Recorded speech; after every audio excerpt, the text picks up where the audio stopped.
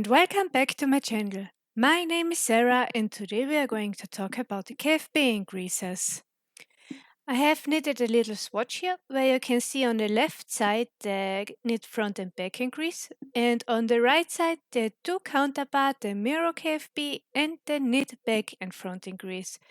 The Mirror KFB has the same purl bump as the knit front and back increase, while the knit back and front increase doesn't have this prominent bar at the base of the stitch like the Mirror KFB has. In this swatch I have increased one stitch before the stitch marker and one stitch after the stitch marker. I have also prepared another swatch where I have worked the knit front slip back increase. This is a variation of the KFB increases where the second part is slipped instead of knitted, which creates a nearly invisible increase. The first increase we are going to learn is the KFB knit front and back increase. When you look at your stitch closely, you can see that there is your front loop and your back loop. Knit into the front loop of the stitch as you normally would, but don't slide it off the needle. Bring your right needle to the back and insert the needle into the back leg of the stitch. I did split my yarn here, so I have to correct it. Insert your needle through the back loop, knit it and slide it off the needle. You have increased by one stitch. Let me show you again. You have your front and your back loop. Knit into your front loop, but don't slip the stitch off the needle. Bring your right needle to the back and knit the stitch again through the back loop.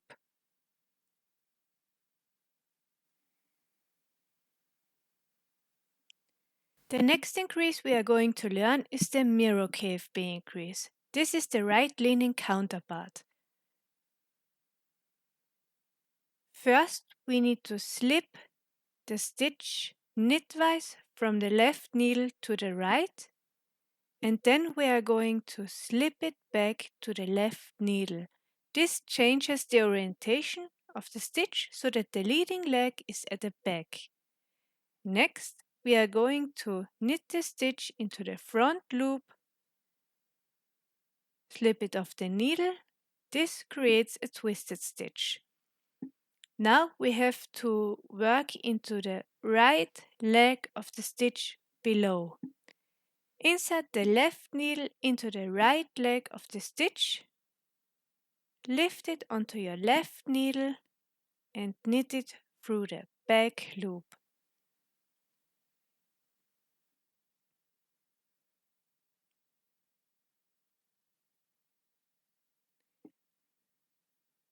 The next increase we are going to learn is the KBF, knit back and front increase. But we are not knitting it through the back and front. We have to work it a little bit different to create a right leaning increase. Knit through the back loop of your stitch and slip it off your needle. Next, find the right leg of the stitch below.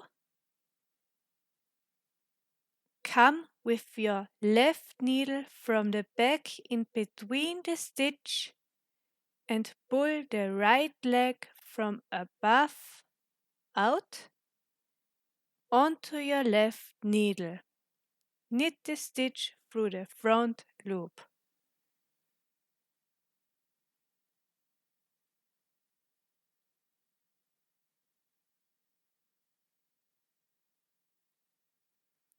Let's work it again.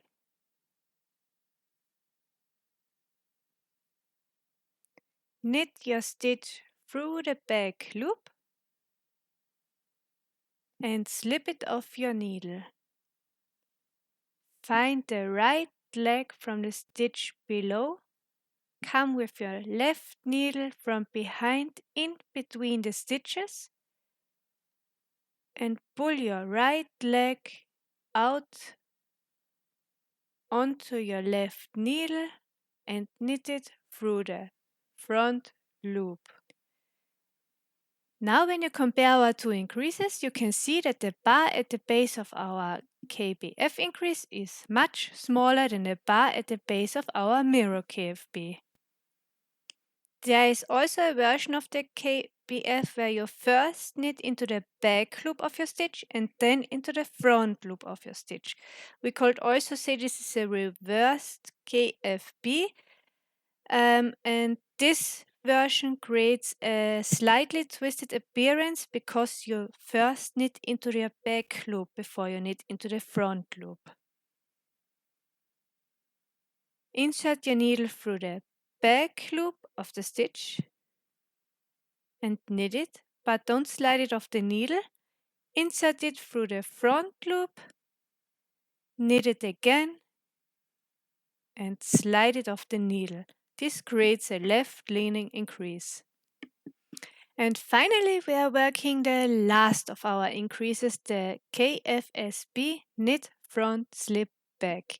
This increase is nearly invisible because it doesn't leave the typical burr bump at the base of the stitch. Let me show you how it's done. Knit into the front loop of the stitch.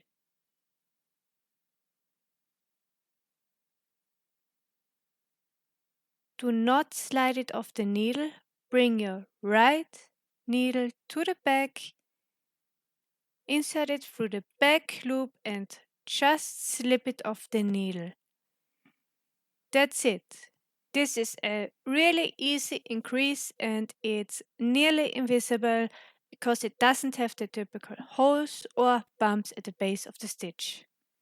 That's it for today's tutorial on the KFB increases. If you want to learn more about this topic, I did write a very detailed blog post and I will drop the link in the description down below. If you have any questions or more tips about the KFB increases, leave them in the comments below. I would love to hear them from you. If you enjoyed today's video, don't forget to give it a thumbs up and subscribe to my channel. Thank you so much for watching. Take good care of yourself, stay healthy, and I will see you next time. Bye!